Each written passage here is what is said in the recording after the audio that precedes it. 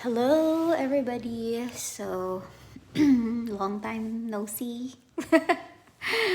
I just woke up, and it's still, what time is it? I think it's almost 8 p.m. Pero adlawan pa diri. Tanaw gani ninyo. Di ba? Adlawan pa diri kay longer ang daytime karon kay spring. Ingon nila sa June daw kay mas longer ang daytime. So I'm excited kay ganahan mong puog daytime. Pero maka-disrupt siya og kanang sleeping rhythm kay di man ko ganahan matulog og adlawan. I mean, ang akong body kay murag makakuan bitaw ka nang maka-feel nga, oh, ayaw sagtulog, kinapay adlaw. Ana. Anyway, I slept earlier because naglain ang akong tiyan kay I was in school and then we had this activity with the 6th grade and also the infantile na sila ka ng measurement activity bitaw. And then kuan man siya kanang nag-prepare sila og ang komedor, ang dining staff. Nag-prepare sila og juice. Nya lami kay siya lang taon. So nag-try po og inom si Cham Cham. Ang ending kinagsakit ang tiyan. Naglain akong tiyan. So gitulog rin ako siya and karon medyo na okay na siya. Anyway, I live in Galicia. It's one of the regions in Spain, and it's located in the northwestern part of Spain. So in this area, kuan siya kanang ulanon nga area nga part sa Spain. Ulanon, unya hanginon. Pero super beautiful, as in ang nature super beautiful. Muna akong isa sa giganahan diri kay kana bitong nice kayo gid ang ilahang mga parks diri, ang ilahang beaches, as in super beautiful. And they have their own language here. Community language. They call it Gallego. So Gallego has its own distinct grammar rules. So it's quite different from Spanish or Castilian. So Castilian is the official language of Spain. And I'm learning Castilian. Nagtuon ko Castilian sa Duolingo. And in fairness, effective siya kay when I got here, I can somehow I of course I use my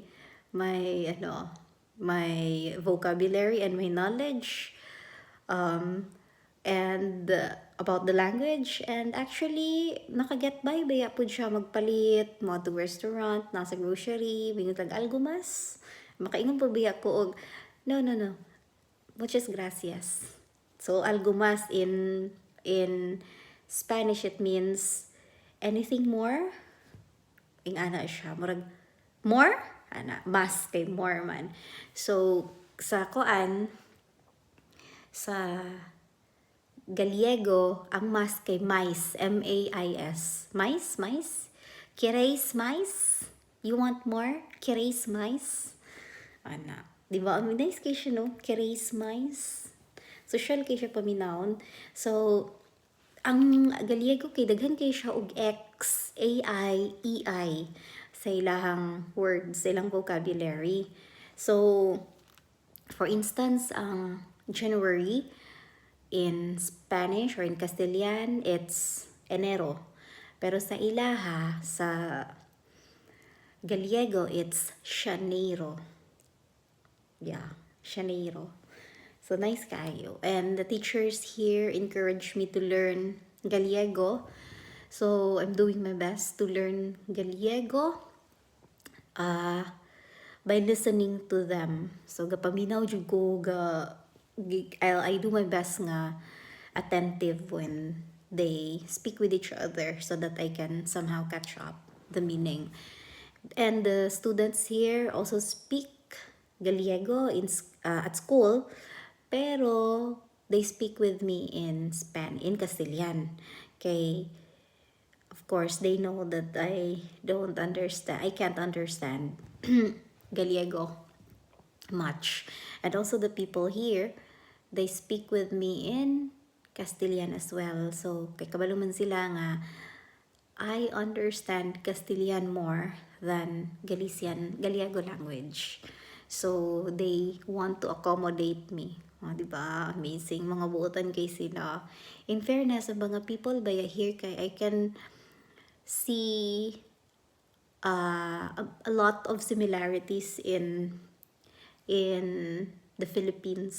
So, accommodating, polite, o kanang generous, hospitable, ana. So, naay one parent diri gignan pa ko niya. If you need anything, you can come to my house and ask help. Don't hesitate to ask help from me. Diba? Hapit ko nakahilak. Na-touch kay ko.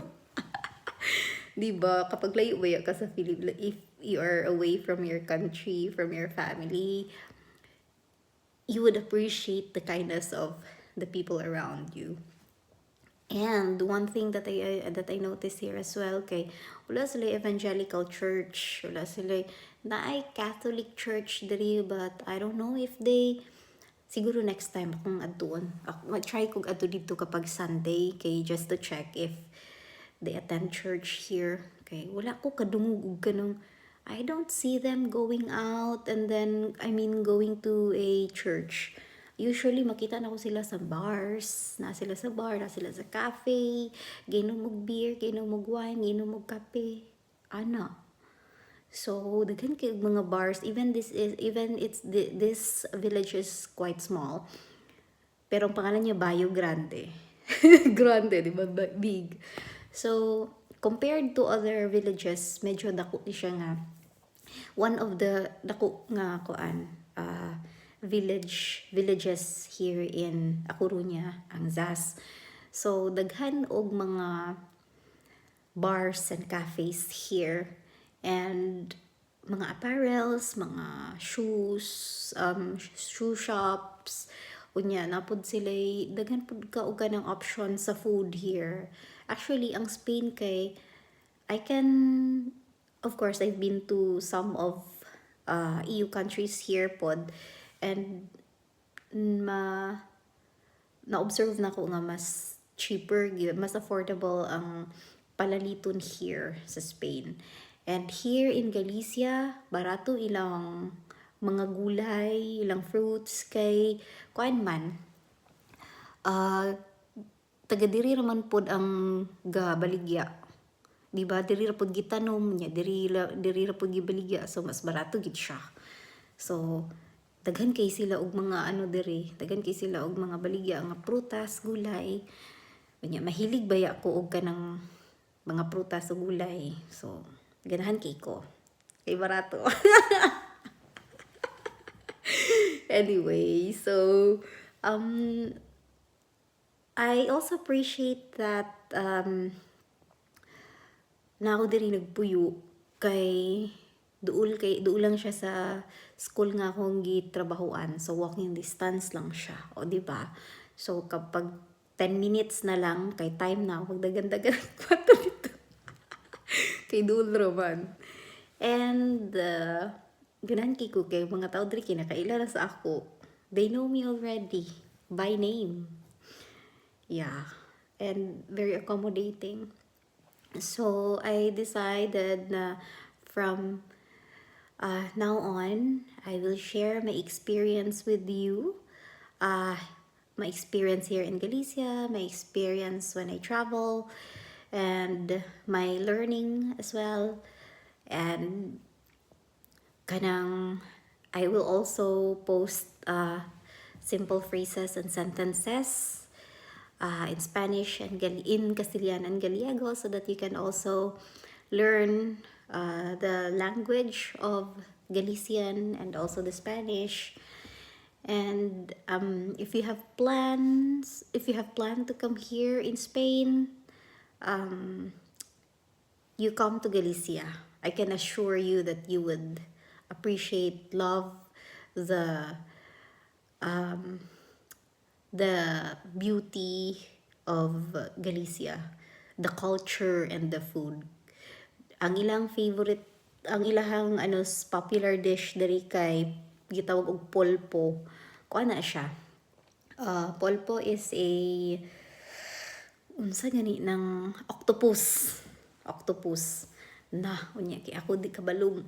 Dili baya ko mukaon kayo og di gani ko gakaon og squid kayo, di po kay ko mukaon og kuan octopus. Pero nakatry ko kaon og octopus diri man. Pero mo lagi dili kay ko ganahan. Bisag sa Philippines ko kay di mo kay ko mukaon og squid. I remember when I was young, maghilak ko kapag squid among sudan. So diri isda ra gyud ko. Ma-appreciate yun ako kapag isda. Na sila paksiw diri, no? Tapos sila pinirito diri. Sabi ninyo, daghan kay similarities ang food sa Spanish o sa Filipino. Nagkagaina, nagmutana ko sa teacher if naa sila'y escabeche. Napod sila escabeche diri. Hala, uy, unsa na lang dayang difference sa basin ang hula lang sa sa Spanish kay basin ang original nga Filipino food kay kuan ra gid no, daing o kanang tuyo bitaw, tuyo dish of Filipino. Mura siguro ng original dish sa Philippines. Kay ang mga kuan kanang mga unsay tawag gani? Mga adobo na pud sila diri. Kaingon jud ko hala we, kadaghan pag similarities. Anyway, so I'm going to share my experience here with you, my experience in life, and stay tuned to that. And see you in my next video. Bye!